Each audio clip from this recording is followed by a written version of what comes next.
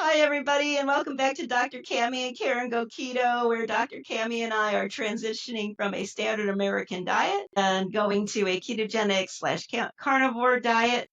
And today we are doing follow up to our previous videos of this is basically an anatomy of one of Cammie's binges, her most recent binge that she had on April 26th. And we're going to talk about that and see what we can excavate and find out what's going on with her. Yeah, so this binge started on April 24th, and today is the 30th, and I was still eating off planned food yesterday. So 24, 25, 26, 27, 28, and 29. And it's early in the day today, but my plan is to be on plan today. I thought you said that the receipt was the 20. Yeah, but I ate it over the next few days. Yeah, but you just said the 20. I did, the 24th was when I went to Wendy's and did all that I had just talked to you before we start taping. This was later. Oh, I gotcha. Okay, the Joan thing was before. Right. Okay.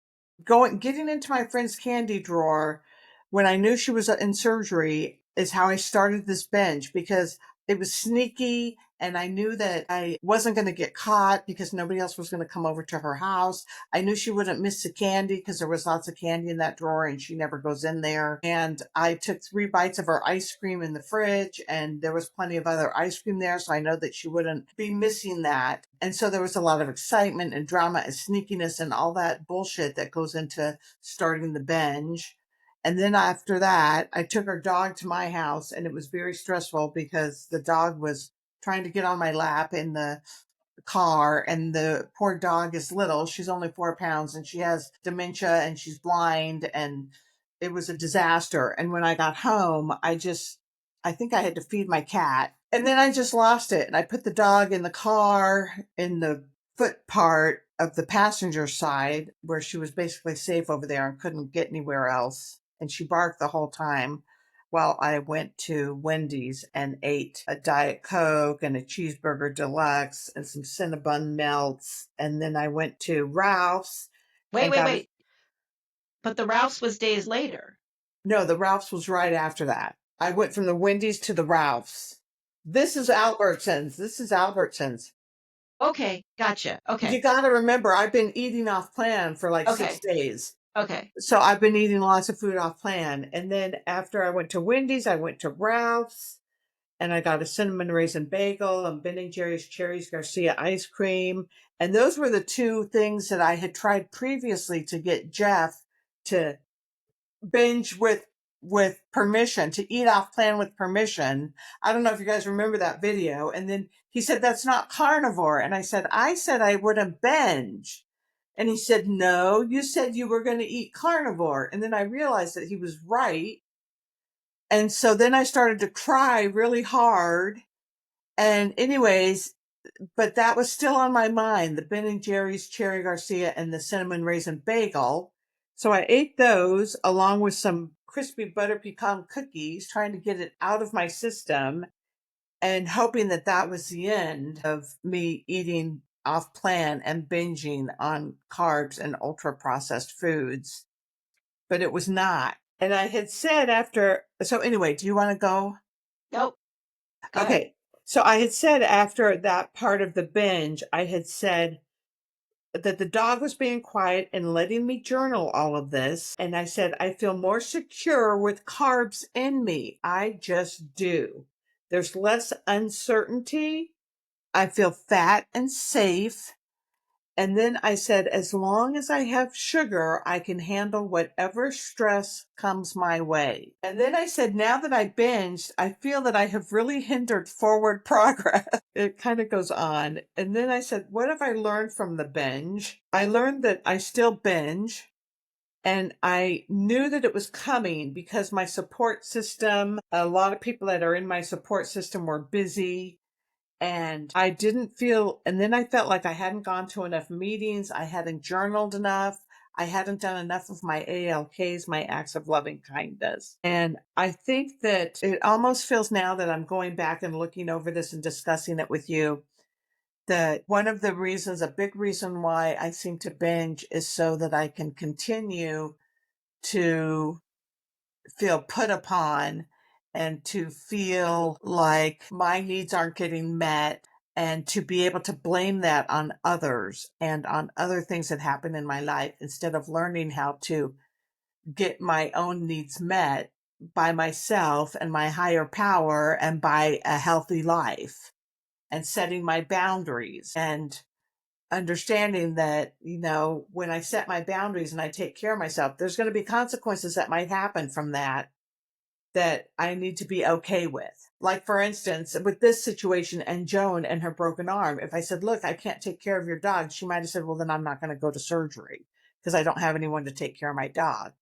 And then all that hard work I did to try to get her surgery lined up for the next day would be for naught, but at least my boundary would have been there. So one of my earlier questions to you that you answered was why are Joan's actions the cause of your binge? Why are you blaming Joan for causing your binge? Why are you blaming your your support structure for not being there for the cause of your binge? Well, I guess I feel like that's an easy way out. That's the way that I felt.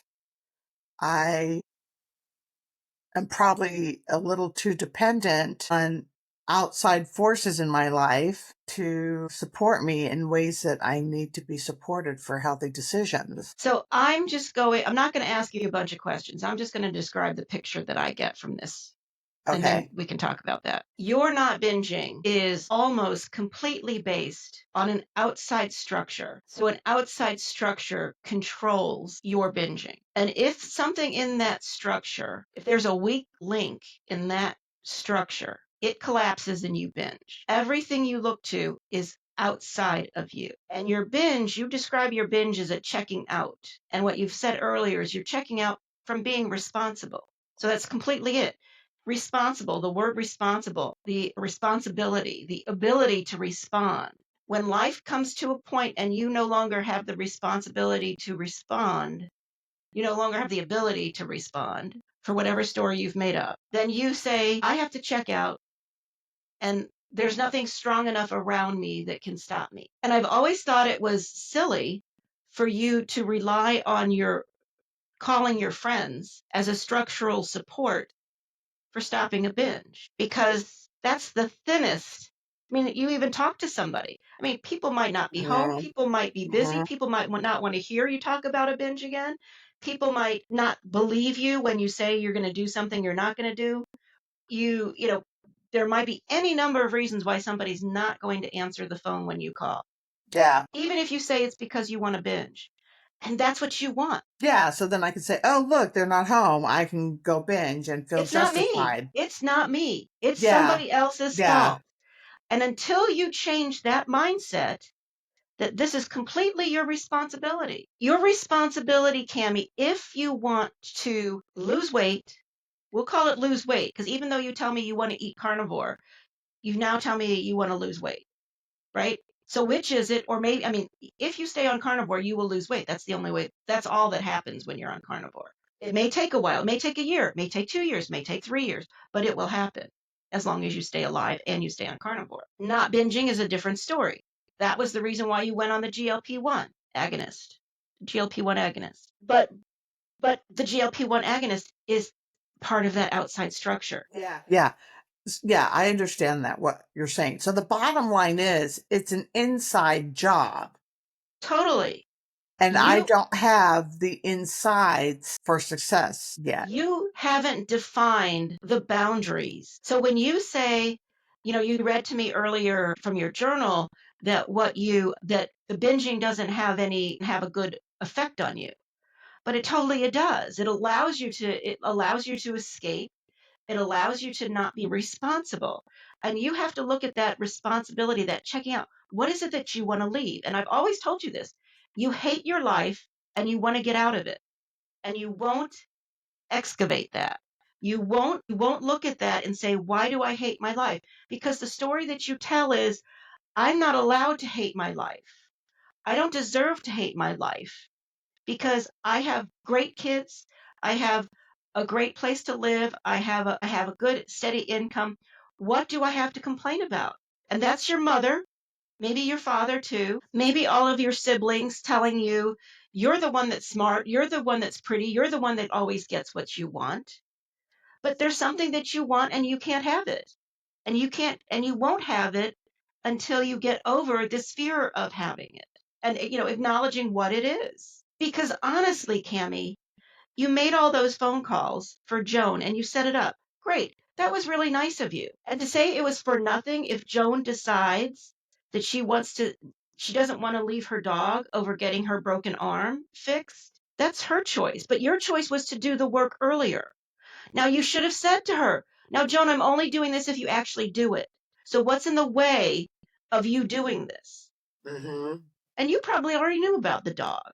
Mm-hmm. So you should stop your complaining, running the racket of people get so much out of me and they don't appreciate it. I bend over backwards for people. And a long, long time ago, you once shared something to me, and it kind of stuck in a place in my mind. And that was you were really upset with one of your siblings because they didn't have time for you. And I think you wanted to move a couch or get a couch. It had to do with a couch. I think it was a couch. Yeah. A piece of furniture. Now in my mind, I don't even remember because this was Yeah. years ago. It was Marcy and her husband, Mike. And what was the thing there? Well, I needed the truck. I needed his truck to move a piece of furniture, and he was too busy to help me. And I was feeling put upon because I'm like, for all those times that I phoned in prescriptions for you guys so you don't have to go to the ER, and I save them a bunch of money by just phoning in antibiotics when they need it and that kind of stuff. I was feeling like they weren't reciprocating. So I don't know if that was it because it made me think that because the instance that I'm thinking of is but maybe that is it. But I thought it was something more like one of your sisters didn't have time for you. But it really sounded to me like you were just throwing her in to the bargain. Like, I want to move a couch and I get to see Marcy at the same time. And I don't think that's what that was. I think it was something that was a little different. Maybe I'm conflating two things that happened. But it was something like, I wanted to get together and they didn't have time. But it wasn't like you said, hey, let's get together 2 weeks from now. It was like, oh, you know what? I'm driving in your direction. Let's get together. And she was like, no, I don't want to, or I'm busy or whatever, or I'm laying around the house. And you were like, wow, and here I am. But you weren't going out to all that trouble to see her. You were going to all the trouble to do whatever your errand was. And you just threw her in. And I feel like a lot of your resentments come from that. Like you have an expectation that people are willing to just join you in your travels, in your journey. And when they say no for a reason that you don't consider legitimate, it upsets you. Mm-hmm. Expectation not met leads to an upset. Yeah. Yeah. And then it's a good excuse to go eat. And then it's like they don't appreciate me for all I do for them. I'm going to go eat. So, so the structure that you need to put into place is one that recognize. So because I'm a stickler for words, what really is a binge? Yeah, what really is a binge? It's kind of like an lashing out. It's kind of like F you, I'm gonna do what I want to do because you didn't do what I wanted you to do. So using the word binge is a shortcut.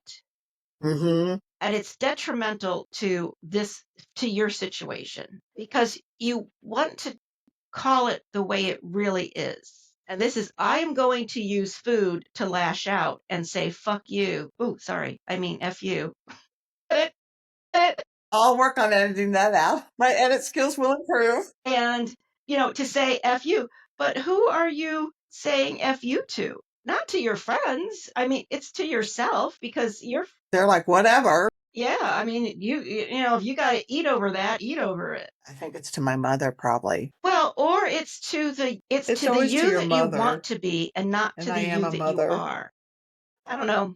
I mean, so the structure that to be in place is you have to acknowledge why this lack of responsibility.